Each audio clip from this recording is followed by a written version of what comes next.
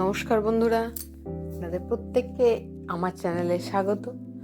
আজ আবার একটা নতুন রান্নার ভিডিও নিয়ে চলে এসেছি। আজ আমি দেখাবো কি করে পারফেক্ট ফুলকো ফুলকো লুচি বানাতে হয় সেই রেসিপি। আমরা জানি সবাই লুচি বানাতে জানে, কিন্তু পারফেক্টভাবে লুচি বানানোটাও কিন্তু টাফ আছে, কারণ প্রত্যেকটা লুচি ফোলানো একটা সহজ নয়।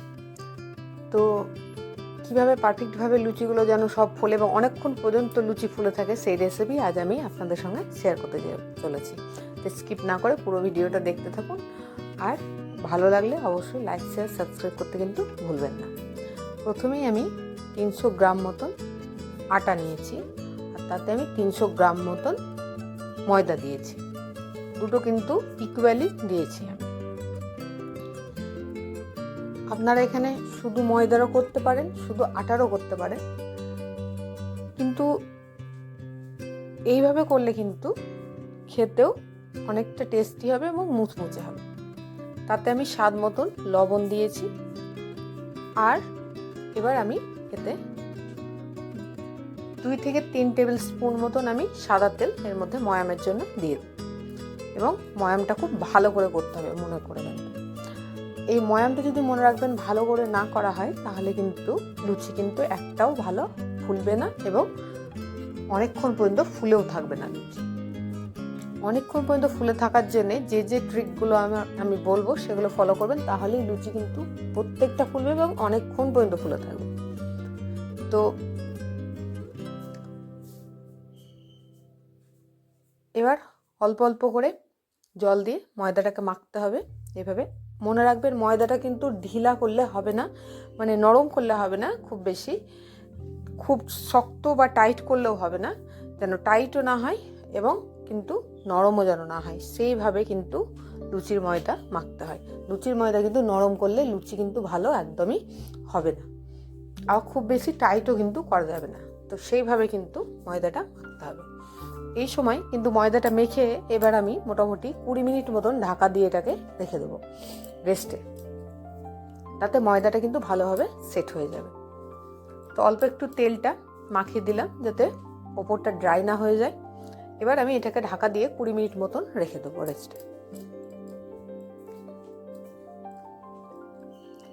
20 মিনিট হয়ে গেছে বন্ধুরা। 20 মিনিট পরে দেখুন ময়দাটা কত সুন্দর সেট হয়ে গেছে এবং অনেকটা ফুলেও গেছে।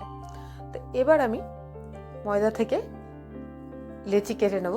আগে প্রথমে ভাগ করে নিলাম, তারপরে আমি এই থেকে অল্প অল্প করে লেচি কেটে নেব।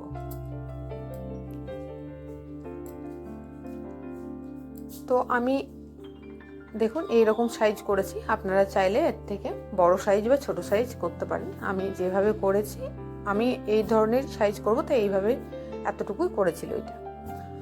তো সব লই তো আমার করা হয়ে গেছে। এবার আমি কিন্তু একটা চাকতি বেলনা নিয়ে নিয়েছি, এবার আমি লুচিগুলোকে বেলে নেব।